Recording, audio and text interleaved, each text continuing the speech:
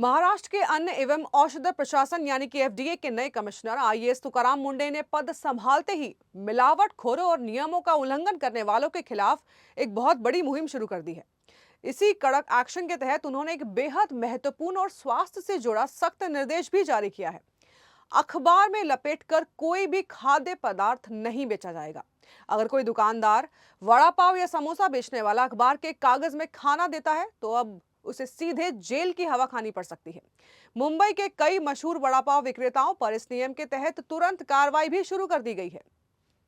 नमस्कार, मैं हूं पिंकी सिंह शरावत और आप देख रहे हैं आवाज इंडिया। आइए देखते हैं हमारी इस गंभीर विषय पर आज की स्पेशल रिपोर्ट।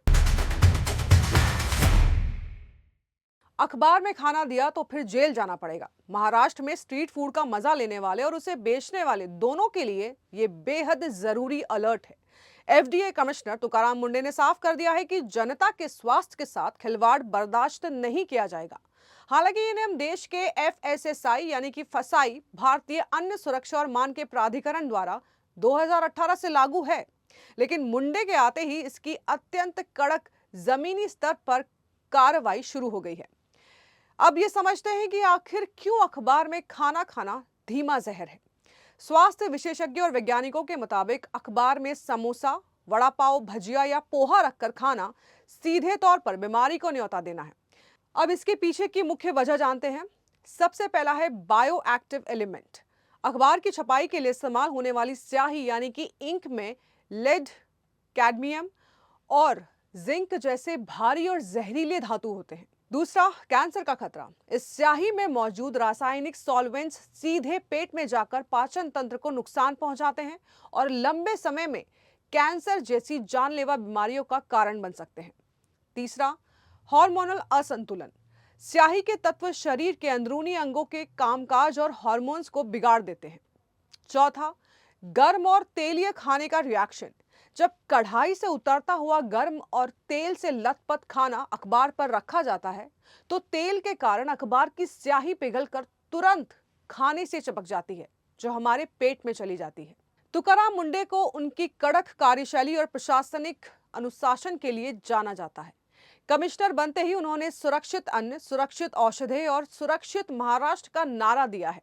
अब जानते हैं कि तुकाराम मुंडे ने किस क्षेत्र पर कार्रवाई की है। पहला, स्ट्रीट फूड वेंडर्स अखबार में अगर खाना परोसेंगे तो उन्हें देना पड़ेगा भारी जुर्माना, सीधे एफआईआर और फिर गिरफ्तारी का प्रावधान।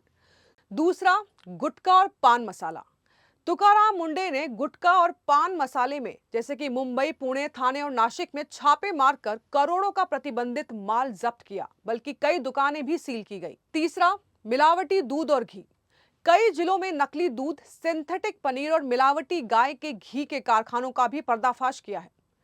चौथा, केमिकल से लथपथ फल। केमिकल से पके हुए फल। पुणे और आसपास के इलाकों में इथिलीन केमिकल से जबरन पकाए गए लाखों के आम जब्त किए हैं। एफडीए कमिश्नर तुकाराम मुंडे का कड़ा संदेश है, जनता के स्वास्थ्य के साथ किसी भी तरह का समझौता नहीं होगा।